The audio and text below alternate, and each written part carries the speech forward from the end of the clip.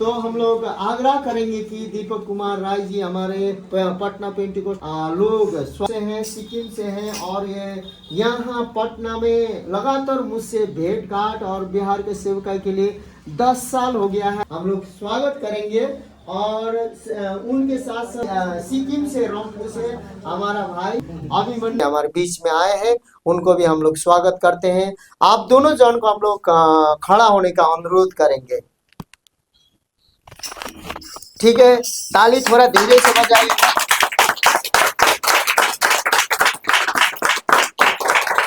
बहुत बहुत हृदय से आप लोगों को धन्यवाद देते हैं। ठीक है, ठीक है।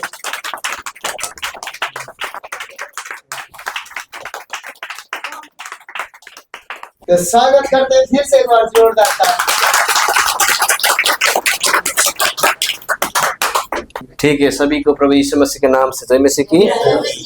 अच्छा, हम लोग ऊपर में सिक्किम में रहते हैं और सिक्किम में उतना हम लोग हिंदी नहीं बोलते, हिंदी थोड़ा थोड़ा बोलते हैं, मगर इसका मतलब ये नहीं कि हम लोग हिंदी समझते नहीं है या हिंदी को उतना आता नहीं है या हिंदी का कोई अता पता नहीं है। पता है मगर उतना बोलते नहीं, क्योंकि वहाँ पर से हिंदी चलते नहीं है। आज आपके साथ में मैं एक दो बातों से जो परमेश्वर का दिव्य वचन है, परमेश्वर का वचन से एक दो बातें आपके सामने मैं रखने जा रहा हूँ और मैं आशा करता हूँ और प्रार्थना भी किया हूँ कि परमेश्वर आपको वो बातों को समझने के लिए ज्ञान और बुद्धि दे और स्पष्ट रीति से आपको समझा पाए। ठीक है ना? ठीक है, अभी हम लोग परमेश्वर के वचन में चलते हैं। मैं आपको आज मैं ज्यादा लंबा परमेश्वर का वचन में नहीं खींचूंगा, ज्यादा लंबा में नहीं जाऊंगा। छोटा सा आपको संक्षिप्त में और सांदर्भिक तरीका से मैं आपको समझाना चाहता हूँ। मत्ती का 18 का 20 पढ़िए तो कोई। क्योंकि जहाँ 2 या 3 मेरे नाम पर इकट्ठा होते हैं, वहां पर मैं उनके बीच में होता हूँ। यहाँ पर कहा है कि जहां पर 2 और 3 मेरे नाम में इकट्ठा होता है, वहां पर कौन होता है? मैं खुद होता हूँ। ये किसने कहा है? कि ये मसीह यीशु ने कहा है। ये किसने कहा है? मसीह यीशु बोल रहा है कि मंडली को एक प्रतिज्ञा दे रहा है, कि एक वादा कर रहा है, कि एक ये आश्वासन दे रहा है कि जहां पर मेरे नाम में 2 या 3 इकट्ठा होगा, मैं वहां पर होऊंगा। ये मसीह का वादा है।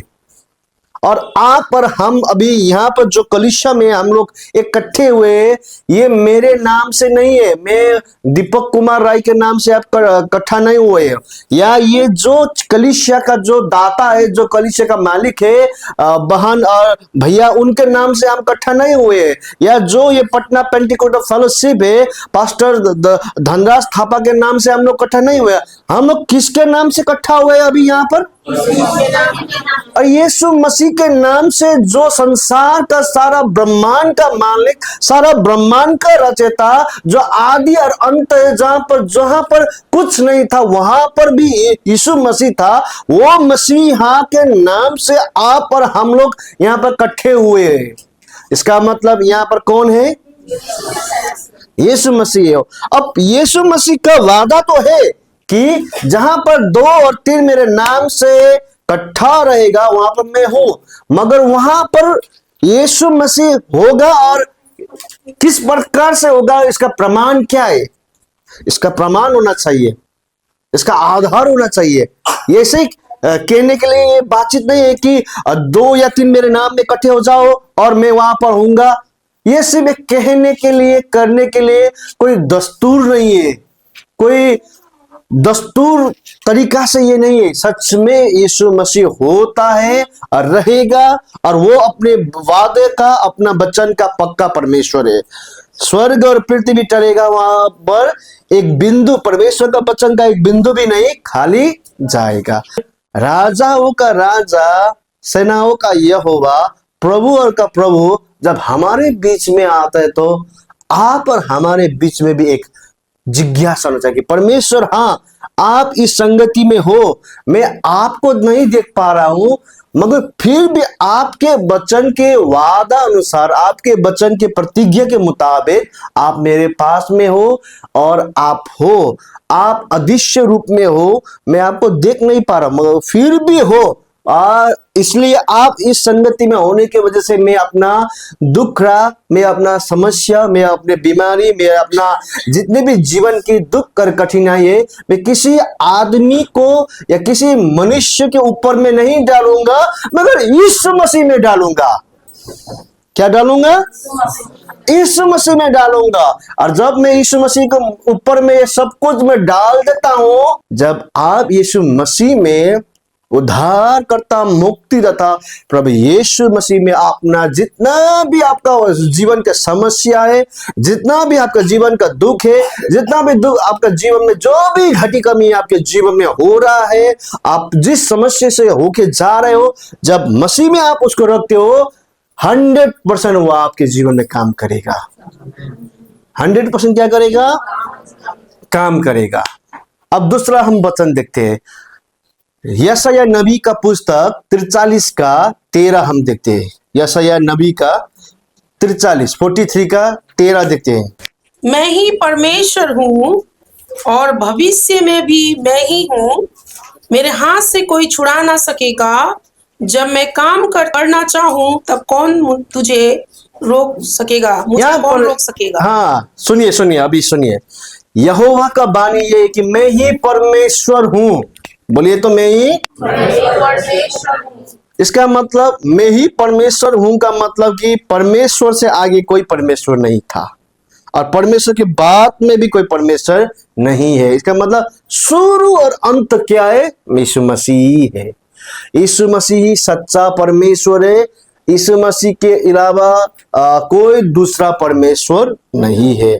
और अंत में ये कहा कि मैं काम करने वाला परमेश्वर हूं, कौन मुझको रोक पाएगा? जब मैं काम करना चाहूं कौन मुझे रोक सकेगा? बोलिए तो, जब मैं काम करना चाहूंगी कौन मुझे रोक सकेगा? परमेश्वर जब काम करने के लिए सोचता है और करने के लिए इच्छा करता है, कोई सामर्थ, कोई शक्ति, कोई बल परमेश्वर को रोक नहीं सकता। शैतान आपको आशीष से वंचित नहीं कर पाएगा। दुष्ट आत्मा आपको परमेश्वर का आशीष से वंचित नहीं कर पाएगा। तंत्र मंत्र का शक्ति आपको परमेश्वर से आशीष पाने में रोक नहीं पाएगा। बीमारी से चंगाई होने से आपको कोई बीमारी से आपको चंगाई होने में कोई रोक नहीं पाएगा। आपका बेटा और बेटी को शादी होने में कोई रोक नहीं पाएगा। आपके गर्भ में बच्चे आने से कोई रोक नहीं पाएगा। विभिन्न आश्चर्य काम आशीष को कोई नहीं रोक पाएगा, मगर एक व्यक्ति है जो परमेश्वर को रोक सकता है। कौन है? एक व्यक्ति है जो परमेश्वर को काम करने में रोक सकता है। वो कौन है? आप स्वयं हो। बोलिए कि मैं स्वयं हूं। मैं स्वयं परमेश्वर को काम करने में रोक सकता हूं। ये गर्व की बात है? परमेश्वर की बोलिए तो गर्व की बात है। ये अपने अगल बगल को बोलिए तो ये गर्व की बात है। पूछिए, ये गर्व की बात है? परमेश्वर को कोई नहीं रोक सकता है। ना तो कोई स्वर्गदूत रोक पाता है, ना तो कोई शैतान रोक पाता है, ना तो कोई संसार का राजा धीराज महाराज और कोई सामर्थ्य, कोई राज्य नहीं रोक पाएगा। मगर परमेश्वर को काम करने में एक व्यक्ति, उसके पास क्षमता है, योग्यता भी है, वो रोक पाएगा कि वो और कोई नहीं है, हम और आप स्वयं है। कैसे हम लोग परमेश्वर को रोक पाते हैं? नंबर 1, हम परमेश्वर को कैसे रोकते हो? अंधविश्वास से। क्या से? शुरू जैसे कि उत्पत्ति के आदम के समय में पाप वो फल खाना नहीं था, पाप व्यभिचार भी करना नहीं है, पाप हत्या करना भी नहीं है, पाप चोरी करना, डाका डालना, किसी का बुराई करना भी पाप नहीं है। शुरू आदम और हवा का पाप क्या था कि अंधविश्वास। क्या था? जो परमेश्वर ने शुरू में कहा था कि उसको मत छुओ, मत खाओ, परमेश्वर का शब्द था, वचन था, मगर वो वचन को उसने अंधविश्वास करके किस पे विश्वास किया? शैतान के ऊपर विश्वास। इसलिए अंधविश्वास, जब परमेश्वर का वचन बाइबल कहता है कि मेरे कोरे खाने से तुम चंगा हो चुके हो, तो हो चुके हो आपको, मगर डॉक्टर क्या बोलता है कि चंगाई नहीं होगा। डॉक्टर क्या बोलते हैं? बच्चे नहीं होगा। डॉक्टर क्या बोलते हैं? आप कभी ठीक से नहीं चल पाओगे। आप उसी को विश्वास करते हो और जिंदगी भर आप जीवन में कठिनाई, समस्या रोते रहते हो। क्यों? परमेश्वर सक्षम है। परमेश्वर का शक्ति कोई थोड़ा सा भी कम नहीं हुआ है। वो सर्वदा से शक्तिशाली परमेश्वर है, हमेशा रहेगा। इतना सा भी शक्ति कम नहीं है परमेश्वर में। मगर क्यों आपके जीवन में काम नहीं हो रहा है? क्योंकि आपको भी आदम का जैसा रोग लग गया है। बोलिए तो पड़ोसी को बोलिए, आदम का रोग लगना बहुत खतरनाक है। आदम का रोग क्या था? जो परमेश्वर ने कहा था उसको विश्वास न करने की वजह से, मगर जो सर्प के कारण से जो विश्वास किया कि तुम इस फल को खाओ परमेश्वर जैसा ही बन जाओगे, वो झूठ को क्या किया? विश्वास किया। मगर जो परमेश्वर ने कहा था शुरू में, उसको वो पकड़ना चाहिए था ना, नहीं पकड़ पाया। फिर उसे बोलिए तो अपने परिसर को कि आदम का रोग लगना बहुत खतरनाक बात है। और एक दूसरे को बोलिए, आदम का रोग क्या था? अविश्वास। क्या था? आप बोलिए, अविश्वास जो आदम का बीमारी है वो बहुत खतरनाक है। बोलिए।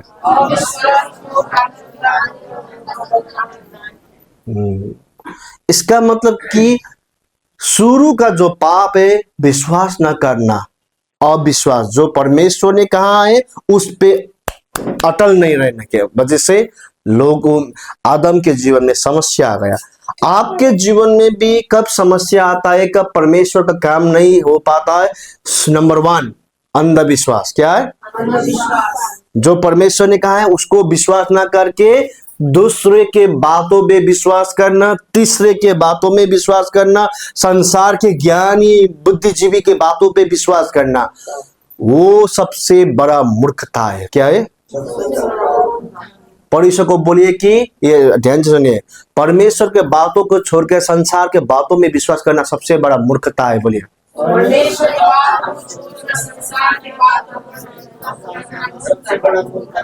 और पड़ोसी को बोलिए कि मूर्खता से बाहर निकल यीशु मसीह के नाम से।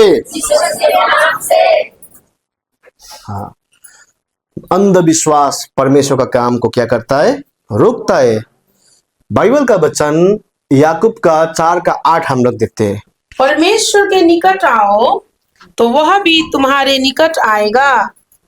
हे पापियों, अपने हाथ शुद्ध करो, और हे दुचिते लोगों, अपने हृदय को पवित्र करो। यहाँ पर दो चीजें हैं, मगर इसका मतलब कि अंग्रेजी में क्या किए? डाउटफुल माइंड, शंका करने का आत्मा, यानी शंका करने का हृदय। आप जब परमेश्वर पे शंका करते हो, परमेश्वर पे कोई भी आपको विश्वास नहीं करते हो, तब क्या होते? परमेश्वर आपके जीवन में काम नहीं कर पाएगा। परमेश्वर को काम करने के लिए आपके सुनिए, परमेश्वर आपके जीवन में काम करना चाहता है, पक्का चाहता है। परमेश्वर को काम करने में कोई नहीं रोक पाएगा, ना तो स्वर्गदूत, ना तो शैतान, ना तो कोई रोक नहीं पाएगा। कोई शक्ति बना ही नहीं है कि परमेश्वर के आगे टिक पाए, मगर परमेश्वर का एक व्यक्ति रोक पाता है। वो कौन है? मैं स्वयं। वो कैसे रोकते हैं? नंबर 1 नंबर 2 वो कैसे रोकता है परमेश्वर को? किसी भी बातों में क्यों ना हो, सुनिए मंडली, किसी भी परिस्थिति में आप क्यों ना हो, मान लीजिए आपका बेटा का शादी नहीं हुआ, बेटी का शादी नहीं हुआ है, मान लीजिए आपके पास पैसा नहीं है, या जो भी समस्या में क्यों ना हो, आपको हमेशा धन्यवादी होना चाहिए। क्या होना चाहिए? धन्यवादी होना चाहिए। क्या होना चाहिए? धन्यवादी होना चाहिए। क्या होना चाहिए? धन्यवादी होना चाहिए। एक सच्चाई गवाही है, एक आदमी रो रहा था कि मैं गरीब हूँ परमेश्वर, मैं गरीब हूँ, मैं एक बढ़िया सा जूता लाना चाहता हूँ, बढ़िया सा एक पैर में एक जूता खरीदना चाहता हूँ, और जूता लगा के मैं एकदम अच्छे से ठाट बाट के साथ में बाजार में जाना चाहता हूँ, या चर्च में जाना चाहता हूँ, या रिश्तेदार के घर में शादी में एकदम बढ़िया से जूते पहन के मैं जाना चाहता हूँ। उसने प्रार्थना भी किया कि प्रभु मेरे को जूता दो, मेरे को जूता दो, मेरे को जूता दो। उसको जूता नहीं मिला ना, परमेश्वर से गुस्सा हो गया कि आपने मेरे को जूता नहीं दिया, आप कहां पे हो परमेश्वर, आप मेरे प्रार्थना भी नहीं सुनते हो, आप तो बेकार हो परमेश्वर। वो इतना टूटा हुआ, और बाइबल भी उसने पूरा आगे का पन्ना को, आगे का पेज को पूरा फाड़ के उसने रख दिया। ये बाइबल भी बेकार है, कुछ नहीं है, सब ये मनुष्य से लिखा हुआ बात है, कुछ पूरा ही नहीं होता है।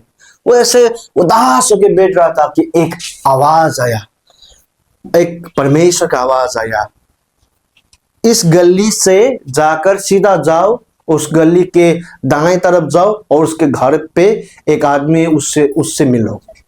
और वो सीधा परमेश्वर का आवाज से मिल गया, एक गली गया, दाएं तरफ मुड़ा, उसके बाद में एक घर में मिला, और उसमें एक व्यक्ति था। वो व्यक्ति एकदम प्रशंसा कर रहा था कि परमेश्वर आप कितने भले हो, आप कितने करुणाई हो, आप कितने महान हो, आप कितने दया के सागर हो परमेश्वर, हालेलुया। मेरे जीवन में आप भलाई भलाई भलाई है, क्योंकि आप भला परमेश्वर हो।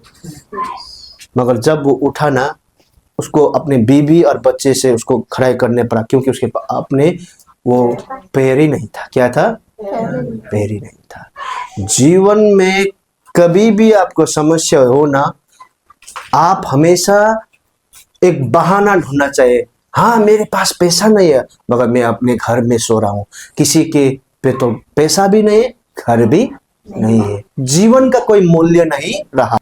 मगर आप तो, आपका बिस्तर ठीक मोटा सा गद्दा नहीं होगा, कोई बात नहीं है, आपका घर में पैसा नहीं है, कोई बात नहीं, फिर भी आप अपने घर में हो, जो भी हो आपके पास साधन है, कम है या ज्यादा है या ठीक नहीं है, जो भी आपके पास क्या है, साधन। इसलिए जो साधन आपके पास अभी है ना, वो साधन को लेकर परमेश्वर को धन्यवाद दो। क्या करो? जो नहीं है उसको पकड़ के मत रो, मगर जो है उसको लेके धन्यवाद दो। अभी आपके चर्च छोटा सा है, जो भी हो, किसी के पास चर्च नहीं है, इसलिए जो अभी आपके पास है उस बातों को लेके धन्यवाद दीजिए। जब भी जीवन में कठिनाई आता है, जब भी जीवन में आपको लगता है कि परमेश्वर मेरा प्रार्थना ही नहीं सुन रहा है, परमेश्वर कहां पर है, जब भी आपको लगता है, जो बातों अभी परमेश्वर ने आपको दिया है उस बातों को लेके परमेश्वर को क्या कीजिए? धन्यवादी होइए। मान लीजिए आपको नौकरी नहीं मिल रहा है, धन्यवाद दीजिए। आप पढ़ तो लिए, बहुत सारे जवान लोग ये है कि पढ़ नहीं पा रहे, जीवन कठिनाई से है, क्या है, मगर आप जिस भी परिस्थिति में क्यों ना हो, परमेश्वर को आप जब धन्यवाद देते हो तो आपके जीवन में समय का खेल है। किसी को लंबा समय लगता है, किसी का छोटा समय लगता है, मगर एक बात निश्चित है कि आपके जीवन में परमेश्वर बड़ा काम करेगा। भजन संगीता का 50 का 23 हम देखते हैं। धन्यवाद के बलिदान का चढ़ाने वाला मेरी महिमा करता है, और जो अपना चरित्र उत्तम रखता है उसको मैं परमेश्वर का किया हुआ उद्धार दिखाऊंगा। हाँ, धन्यवाद करने वाला ही मेरा उत्तम बलिदान का योग्य है, और वो ही परमेश्वर का सच्चा आराधक है। धन्यवाद करने वाला क्या है? सच्चा आराधक है। क्या है? सच्चा आराधक है। इसलिए जो आपको नहीं मिला उस बातों को मत रोइए, मगर जो अभी आपके पास है उसके लिए धन्यवाद दीजिए। और जो आप धन्यवाद देते हो तो जो नहीं मिला है वो भी आपको परमेश्वर जल्दी से जल्दी आपको मिला देगा। क्योंकि धन्यवाद जो आप देते हो ना, धन्यवाद वो दूसरी विश्वास का परिभाषा है। क्या है? दूसरा विश्वास विश्वास का दूसरा परिभाषा क्या है? धन्यवाद है। क्या है? उसके जीवन में चंगा नहीं हुआ मगर फिर भी वो धन्यवाद है कि यहाँ परमेश्वर में चंगा हो चुका। हाँ, दर्द है, वो दर्द से करा रहा है, एकदम शरीर में तकलीफ है, मगर फिर भी वो जब धन्यवाद देता है तो वो नाटक नहीं कर रहे, मगर वो क्यों धन्यवाद दे रहा है कि उसको पता है एक ना एक दिन, आज हो या कल हो या परसों हो, मायने नहीं रखता है, मगर यहोवा जो वचन बोला है कि मेरे कोड़े खाने से तुम चंगा हो चुका तो हो चुका, वो विश्वास में उसको पकड़ के क्या करेंगे? धन्यवाद रहे, मैं चंगा हो चुका हूं। हाँ, शरीर में दुख है, तकलीफ है, मगर फिर भी वो जब धन्यवाद देता है, समय नहीं लगेगा, उसको पता भी नहीं चलेगा कि कब वो चंगा हो चुका होता है। इसलिए विश्वास जो, धन्यवाद जो है वो दूसरी परिभाषा क्या का है? विश्वास का। तीसरी बात आपको हम लोग चलते हैं। परमेश्वर काम करने वाला परमेश्वर है, परमेश्वर को कोई रोक पाएगा? कोई शक्ति रोक पाएगा? याद कीजिए परमेश्वर ने क्या कहा है यूहन्ना 1:2 और 3 में, जो भी बना है उससे ही बना है, जो कुछ भी बन चुका है वो सब उनके लिए बना है। इसका मतलब कोई बात, जो भी शक्ति सामर्थ्य है वो सब परमेश्वर के नीचे ही है। कोई शक्ति परमेश्वर के आगे टिक नहीं पाता है, कोई शक्ति परमेश्वर से ऊपर नहीं। इसलिए परमेश्वर सर्वोच्च है, सर्वज्ञानी है, सर्वव्यापी है, सर्वशक्तिमान है। परमेश्वर से ऊपर कोई भी नहीं है। परमेश्वर को काम करने में कोई रोक पाएगा? मगर एक व्यक्ति है वो हमेशा रोकता है परमेश्वर को काम करने से। कौन है वो? हाँ, तीसरी बात, वो कैसे परमेश्वर को रोकता है? दूसरे को क्षमा ना देने की वजह से। क्या ना करने से? आप जब किसी के ऊपर में जो भी बात हो, या आपको दुख दिया हो, या आपको तकलीफ दिया हो, या आप सही हो उस समय, आपके साथ क्यों ना हो, मसीह निर्दोष था। मसीह क्या था? निर्दोष था। मसीह के ऊपर में क्या आरोप लगा था? झूठा आरोप लगाया था। मसीह निर्दोष था, मसीह परमेश्वर का पुत्र ही था, मसीह सही भी था। क्या था? वो परमेश्वर का पुत्र ही था, मगर फिर भी उसको क्या किया? मृत्यु दंड दिया। क्या किया? और वो मृत्यु दंड देते समय वो क्रूस में क्या कहता है कि हे पिता, ये लोग क्या कर रहे हैं, इसको नहीं पता, इनको क्या करिए आप? क्षमा दीजिए। कभी कभी जीवन में आप सही होते हो, कभी कभी आप निर्दोष भी होते हो। इसका मतलब ये नहीं कि आपके ऊपर में लांछन नहीं लगा जाएगा, आपके जीवन में दोष नहीं आएगा, ये नहीं है। सही होते होते भी आप निर्दोष होते थे, आपके जीवन में दोष आता है, आपके जीवन में बदनामी आता है, मगर आपको उस समय कुरकुराना नहीं है, जीवन में करवाहट नहीं भोगना है, आपको क्षमा देना। क्या करना है? आपको क्षमा देना है। क्योंकि जैसे मसीह ने क्षमा दिया है, हमको भी एक दूसरे को क्या करना है? आपको शायद कलीसिया में आपको किसी के साथ अनबन है, अभी तो बोल रहे अनबन नहीं है, मगर आपके पास पता है कि मेरे साथ किसी का साथ अनबन है ना? आपको ऐसा लगता है कलीसिया में आते समय, हाँ मैं कलीसिया में जाना चाहता हूँ, मगर ये इसका चेहरा देखने के बाद मेरे अंदर में शैतान घुस जाता है। होता है तो भी कोई प्रॉब्लम नहीं है, आपको क्षमा देना। क्या है? कोई समस्या नहीं। क्या है? आपको क्षमा देना है। कलीसिया 3:13 हम लोग देखेंगे। और यदि किसी को किसी पर दोष देने का कोई कारण हो तो एक दूसरे की सह लो और एक दूसरे के अपराध क्षमा करो, जैसे प्रभु ने तुम्हारे अपराध क्षमा किए वैसे ही तुम भी करो। हाँ, अपने एक दूसरे को बोले तो एक दूसरे का पाप आप क्षमा कर दीजिए। एक दूसरे का पाप क्षमा कर दीजिए। मन में कोई करवाट मत बोकिए, मन में कोई अंदर में ज्वालामुखी को पन्ने मत दीजिए,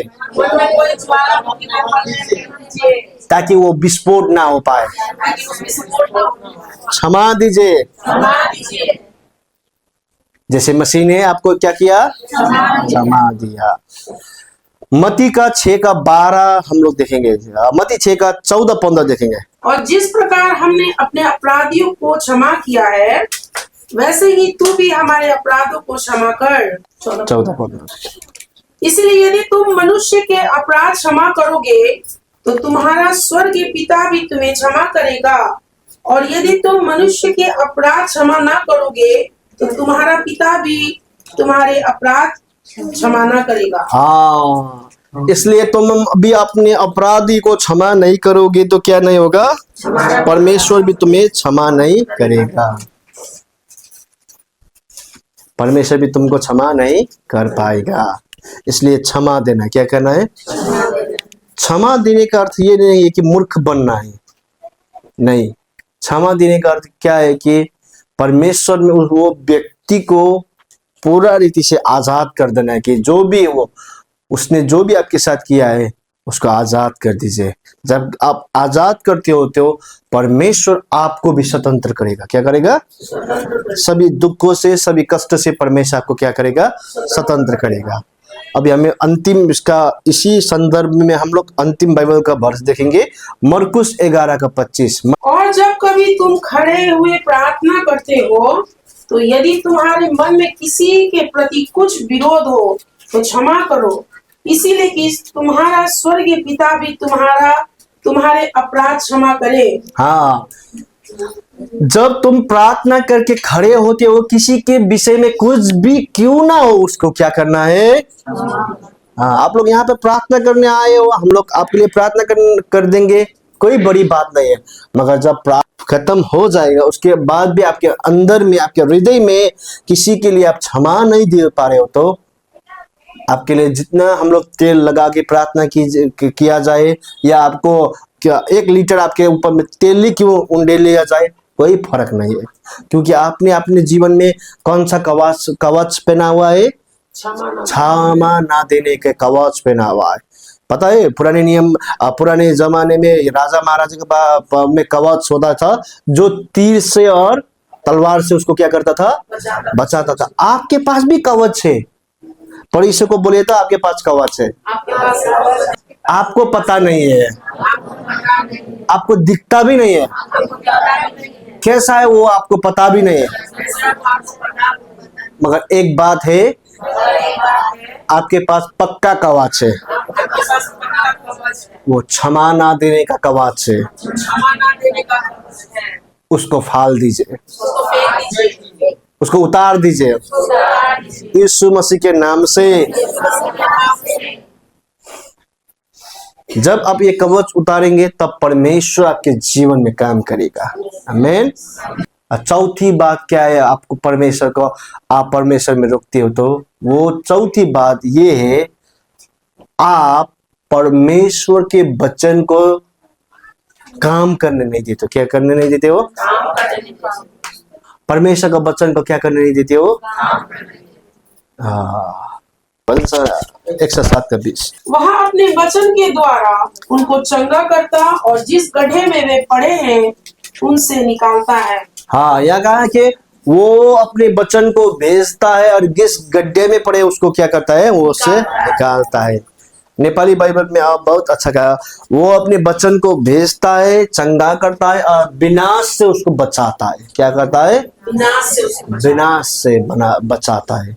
मान लीजिए उदाहरण के लिए किसी के पास घर नहीं है, मगर परमेश्वर का वचन आ रहा है कि आपको परमेश्वर जल्दी से घर देगा और आपके लिए परमेश्वर घर बनाने जा रहा है, ये वचन आएगा।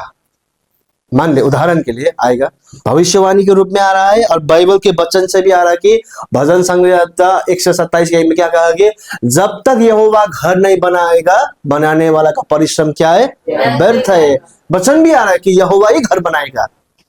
वो कहता है कैसे आएगा, हमारे पास तो पैसा भी नहीं है, जमीन भी हमारा पास तो कम है, ये बीघा वो बीघा जमीन ही नहीं है, कैसे आएगा। मगर उसको ये पता होना चाहिए, जब परमेश्वर का वचन आता है, वचन के अंदर में योग्यता है उसके सभी बातों के पूरा करने के लिए। मान लीजिए एक बड़ा सा आम का पेड़ है, उसके ऊपर में झाड़ी है, पत्ता है, और फल भी आम का पका पका हुआ फल लगता है। आपको वो आम है कि नहीं है? वो आम का पेड़ है कि नहीं है? वो फल आम का फल है कि नहीं है? वो पत्ता आम का पत्ता है कि नहीं है?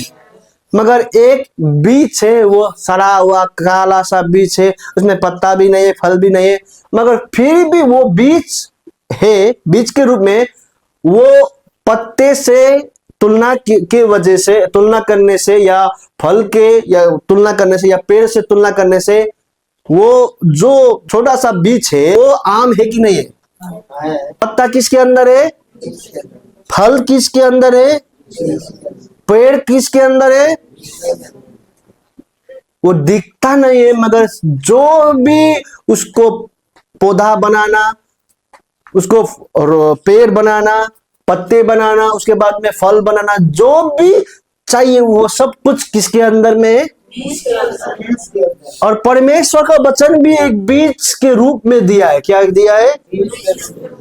परमेश्वर के वचन भी बीज है। जब आपके ऊपर में परमेश्वर का वचन आता कि तेरे घर बन जाएगा, वही बीज के अंदर है आपके लिए सीमेंट, बालू, ईटा, जो भी चाहिए वही बीज के अंदर से उत्पन्न होगा। क्या होगा?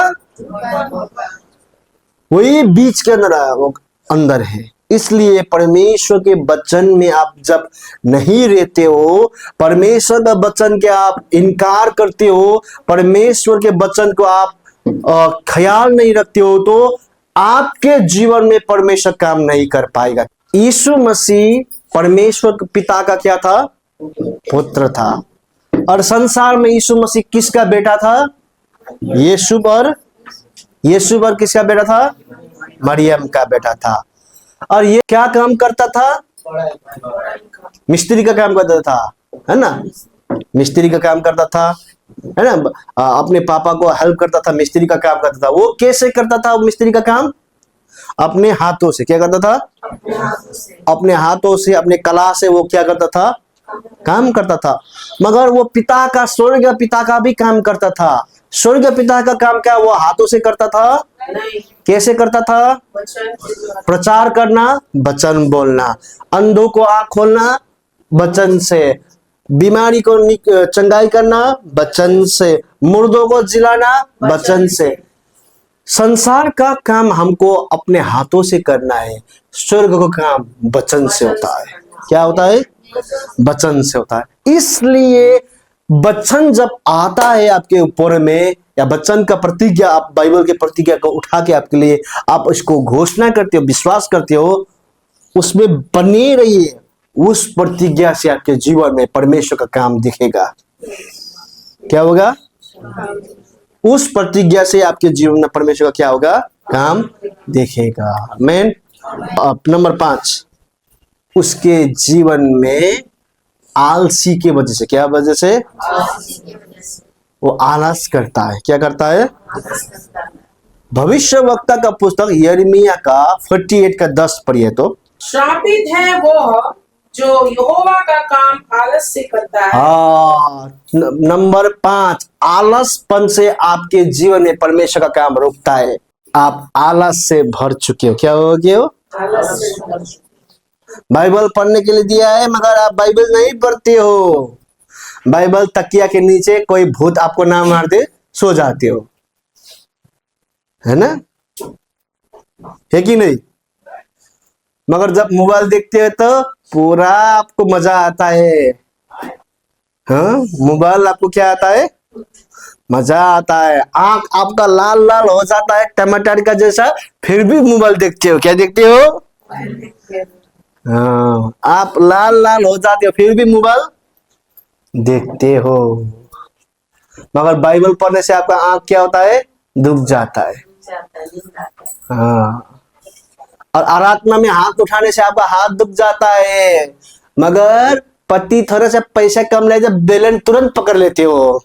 क्या होता है? पकड़ लेते हो, हाथ उस समय नहीं दुखता है ना? पूरा आलस हो गया। क्या हो गया?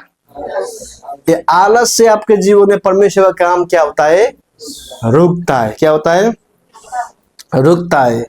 बाइबल में कहा है कि आलसपन गरीबी लाता है। क्या लाता है? गरीबी लाता है। गरीबी, आत्मिक की गरीबीपन और धन में भी गरीबीपन, संसार में भी गरीबीपन। एक बच्चे और माँ एक बाबा जी के पास चले गए और बाबा जी से बोल रहा है कि गुरुजी हमारे बच्चे के लिए एक ताबीज बना दीजिए। वो ऐसा ताबीज होना चाहिए कि वो बिना पढ़े पास हो जाए। क्या हो जाए? बिना पढ़े पास हो जाए। और गुरुजी ने भी कहा इस ताबीज का दाम लगेगा 505 रुपये लगेगा, हम बना देंगे, 3 दिन के बाद में आ जाना। और 3 दिन के बाद में माँ और बच्चे वो गुरुजी के पास क्या लेने जा रहा है? ताबीज लेने जा रहा है। और इतना बड़ा सा ताबीज है और वो ताबीज बच्चे को पहना देता है। बच्चे पूरा खेलते रहते एग्जाम के समय में खेलते, सोते, खाते, टीवी देख के। वो पढ़ता ही नहीं, वो किताब को खोलता भी नहीं है, एग्जाम वैसे ही कर लेता है। उसके बाद में एग्जाम के बाद में क्या आता है? रिजल्ट में इतना बड़ा बड़ा अंडा आता है उसका। क्या आता है? बड़ा बड़ा अंडा आता है। और वो माँ इतना गुस्सा हुआ, उसको पकड़ के तुरंत बाबा जी के पास चले गए और पूछा कि गुरुजी आपको तो हमने 505 रुपये दिया था, आपने 3 दिन के बाद में ताबीज लेने आने के लिए बोला था, हम लोग आ गए और बिना पढ़े पास होने का ताबीज था। बच्चे ने ताबीज भी पहना मगर पास नहीं हुआ। और गुरुजी ने कहा कि ताबीज सिर्फ आपने पहना ही है? हाँ पहना ही है। खोल के नहीं दिखा? नहीं देखा। खोल के देखे तो खोल रहा है। जब खोल रहा है तो इतना बड़ा सा पर्ची में क्या लिखा है? पढ़ेगा तो नेहरू बनेगा, नहीं पढ़ेगा तो बंदर ढेरू बनेगा।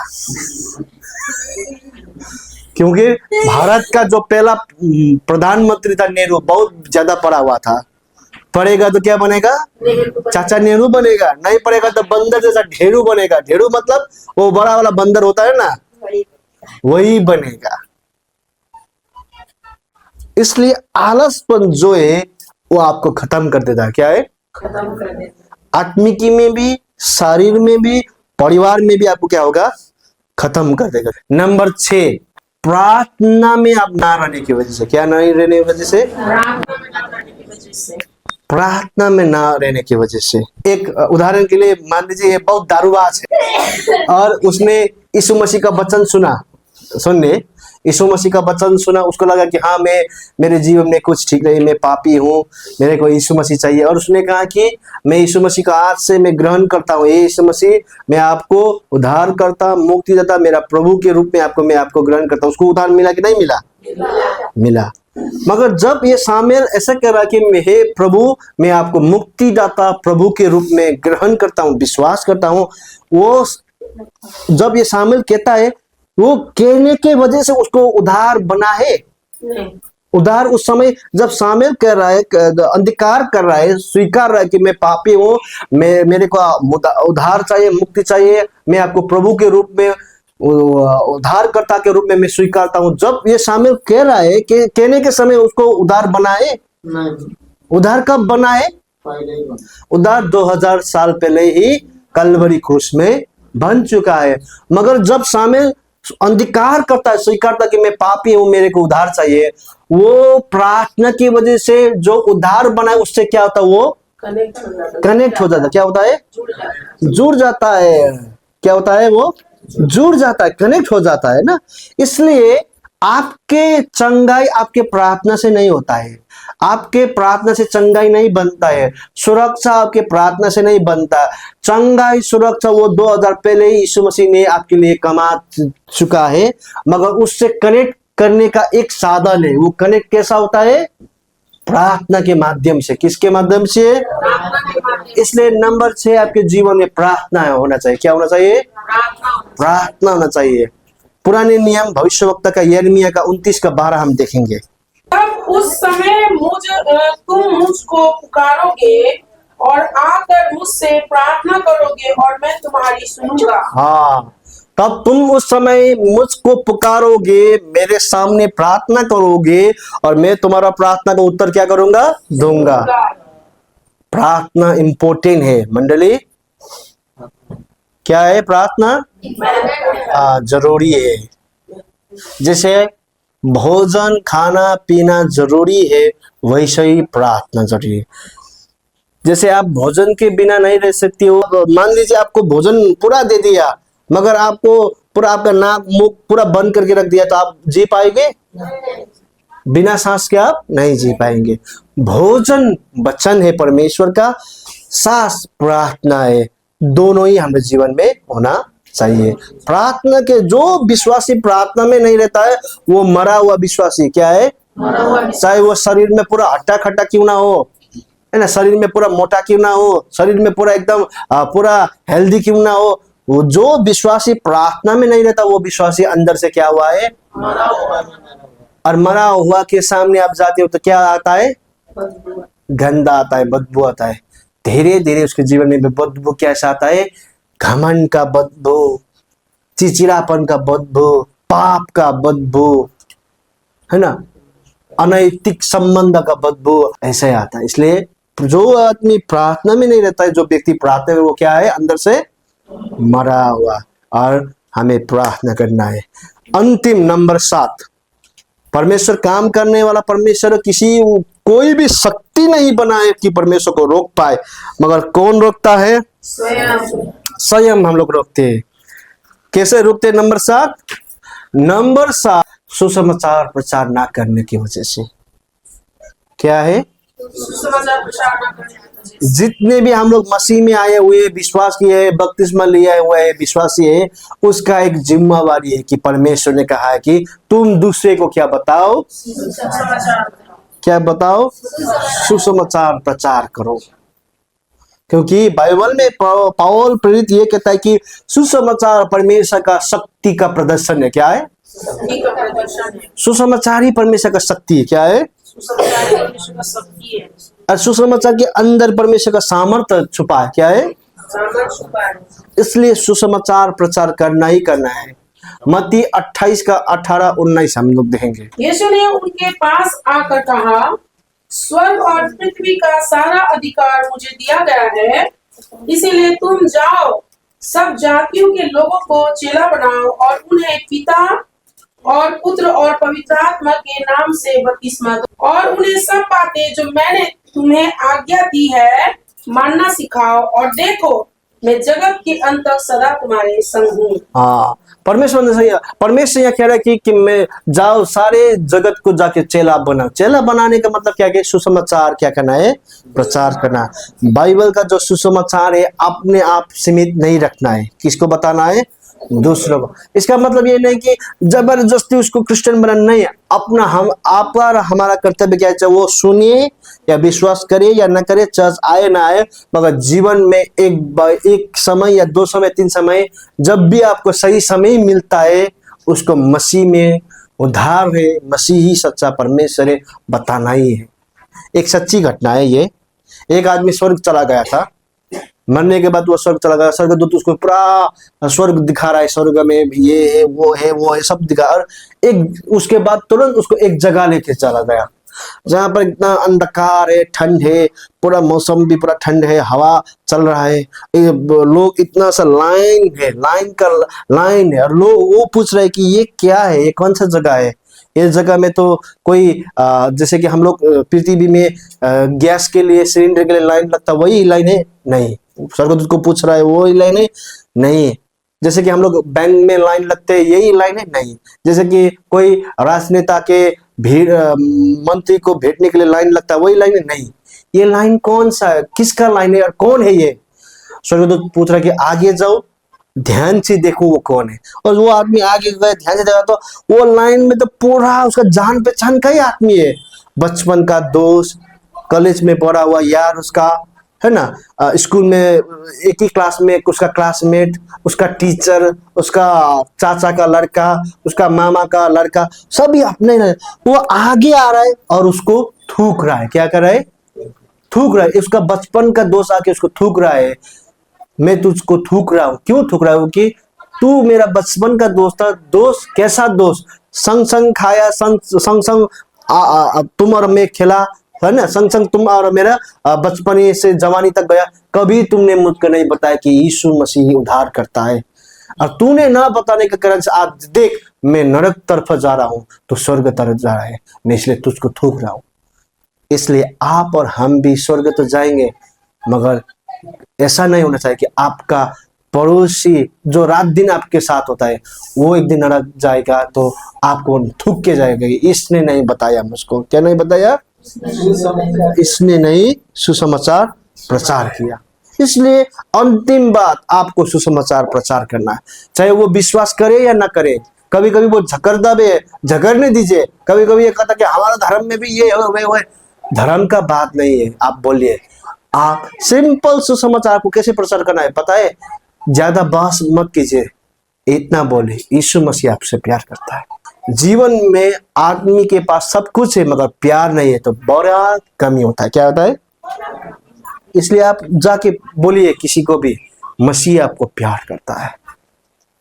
आपको प्रचार नहीं करना आता है, पास्टर जैसे प्रचार करता है वैसा प्रचार मत कीजिए। सिंपल बोलिए। आप ऑटो में से कहते हैं, ऑटो भैया मैं आपको एक बात बोलूं, आप किस परेशानी से या क्या है आपके जीवन मुझे नहीं पता, मगर आपको मसीह यीशु प्यार करता है, क्योंकि मेरे को भी प्यार किया है और आपको भी प्यार करता है। इतना ही बोलिए। सुसमाचार प्रचार करना है हम लोगों को। क्या करना है? सुसमाचार प्रचार करना है। और सुसमाचार प्रचार करने में एक बात आपको हमेशा याद करना चाहिए, आपको बाइबल का पूरा ज्ञान नहीं होना चाहिए। ज्ञान आपको पूरा होने से सुसमाचार प्रचार कर पाएंगे ये बात नहीं है। बाइबल स्कूल जाके आप पास्टर का ट्रेनिंग करके सुसमाचार प्रचार करेंगे तो वो बात नहीं है। एक बात हमेशा होना चाहिए, आपका जीवन गवाही का जीवन होना चाहिए। आप ही पत्नी को मारते हो, आप ही पति को बेलन से मारते हो तो जाके सुसमाचार प्रचार करेंगे तो क्या होता है? हाँ सुसमाचार, हम देखते हैं तुम पति को कैसे मारते हो, वही सुसमाचार। सुसमाचार, तुम दूसरा का कर्ज खा के उसका पैसा नहीं देते हो, अन्याय करते हो, तू कैसा सुसमाचार करेगा? सुसमाचार, हाँ, तू विधवा का पैसा खाते हो और विधवा का अन्याय करते हो तो कैसा सुसमाचार? जीवन गवाही आपको ठीक रखना है। क्या करना है? चरित्र ठीक रखना है आपको। संसार में एक कहावत है, जो दिखता है। एक पास्टर था, वो घर में उसका मंथली दूध वाला आता था और उसने महीने खत्म होने के बाद दूध वाला कहा कि उस महीने का दूध का पेमेंट कर दीजिए। उसके पास तो पैसा वो 2000 था, उसके पास 2000, वो पिंक वाला 2000 था। चेंज कितना हुआ मंथ का? उसने कहा कि सब्जी आपका 1 लीटर का हो गया, ऐसे 1100-1200 हो गया। उसके पास 2000 था, चेंज ही नहीं है। मगर इधर उधर उसका चेंज नहीं है। उसके बगल में दारू का दुकान था। क्या था? दारू के दुकान में अंदर जाके बोला कि भैया ये 2000 का क्या कर दीजिए, आप चेंज कर दीजिए। वो किसके लिए गया था? किसका पैसा पेमेंट करने के लिए? मगर विश्वासी ने दूर से देखा कि पास्टर साहब दारू खरीद रहा है, वो पूरा चश्मा हल्ला कर दिया कि पास्टर साहब तो दारू खरीद रहा था। इसलिए कभी कभी ना आपको पिक्चर हॉल के सामने नहीं खड़ाना है। कभी कभी आपको जहां पर वेश्यावृत्ति होता है उसके सामने नहीं खड़ा होना चाहिए। हाँ, आप तो ठीक है, मगर जब आप रहते हो ना, एक ही झलक में आपको क्या होता है, जो दिखता है वही दिखता है। इसका अपना चरित्र ठीक रखना है। क्या है? अपना साक्षी भी क्या करना है, आपको बचाना है। क्या है? अपना जीवन गवाही को क्या करना है? बचाना है। वो दूसरे नहीं बचाएंगे, अपने ही बचाना है, क्योंकि परमेश्वर का सुसमाचार प्रचार करना है। प्रेरितों का पुस्तक का 4:12 हम देखेंगे। किसी दूसरे के द्वारा उद्धार नहीं, क्योंकि स्वर्ग के नीचे मनुष्य में और कोई दूसरा नाम नहीं दिया गया जिसके द्वारा हम उद्धार पा सके। हाँ, सिंपल भाषा में है कि स्वर्ग के नीचे या पृथ्वी में और कोई नाम में उद्धार ही नहीं है। उद्धार सिर्फ यीशु मसीह के नाम में ही है। आमीन। उद्धार का मत समझते हो आप? उद्धार का मत क्रिश्चियन नहीं बनना है। उद्धार का मत पानी के अंदर डूबना नहीं है, और ये भी है, जरूरी है। उद्धार का मतलब स्वतंत्र होना। क्या है उद्धार का मतलब? क्या है उद्धार मतलब? बचाया जाना है, नरक से बचाया जाना है, पाप से बचाया जाना है, बीमारी से बचाया जाना है, श्राप से बचाया जाना है, जीवन के दुख कठिनाई से बचाया जाना। वो बचाने वाला नाम क्या है? स्वर्ग में और पृथ्वी में एक ही नाम है। क्या नाम है? यीशु मसीह का ही नाम है। फिलिप्पी का 2 का हम 9 और 10 पढ़ेंगे।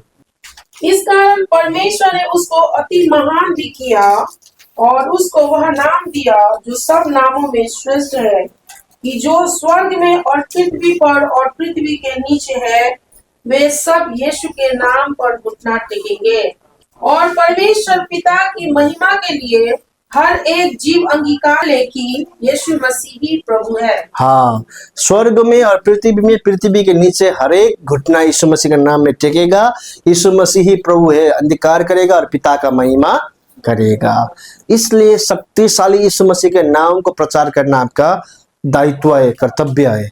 और हम लोग यहाँ पर किसके नाम में इकट्ठा हुआ है? स्वर्ग और पृथ्वी में कोई दूसरा नाम है जिस नाम में क्या है? उद्धार है। और उद्धार करने नाम क्या है? यीशु मसीह। और हम लोग किस नाम के अंदर में आते हैं? हम लोग इस जगह में किस नाम के नाम में इकट्ठा हुआ है? यीशु मसीह के नाम से इकट्ठा हुआ है। और जो नाम उद्धार करता है, जो नाम मुक्ति देता है, वही नाम आपके जीवन में महान काम करेगा। Hallelujah, hallelujah. परमेश्वर काम करने वाला परमेश्वर है। परमेश्वर जहां 2 और 3 मेरे नाम में इकट्ठा होता है, मैं वहां पर हूं। परमेश्वर काम करेगा, मगर कौन परमेश्वर काम नहीं करने देता है? स्वयं। कौन बातों परमेश्वर 7 बात बताया था, वो कौन सा बात है बताइए तो। बताइए, नंबर 1 क्या है? अविश्वास के कारण से परमेश्वर काम नहीं कर पाएगा। दूसरा, क्षमा न करने वाला। बोलिए तो, क्षमा न करने वाला। तीसरा, आलसी करने वाला। चौथा, वचन न पढ़ने वाला। 5वां, 6 और अंतिम, हाँ। इसलिए आपके जीवन में प्रभु का काम होना मांगता है तो आपको सुसमाचार प्रचार करना है। क्या करना है? आपको पता है LIC का एजेंट है, जब नीचे वो डाउन क्लाइंट बनाते जाते हैं, उसके ऊपर में क्या होता जाता है? उसको ऊपर में पेमेंट मिलता जाता है, उसका पैसा बढ़ता जाता है। सिंपल यही समझिए, आप जब नीचे वाले को प्रभु का सुसमाचार प्रचार करते जाने, आपके में, आपके घर में, घराना में परमेश्वर का आशीष और बढ़ता जाता है। आमीन। आपको आपके जीवन में परमेश्वर का काम देखना मांगता है ना?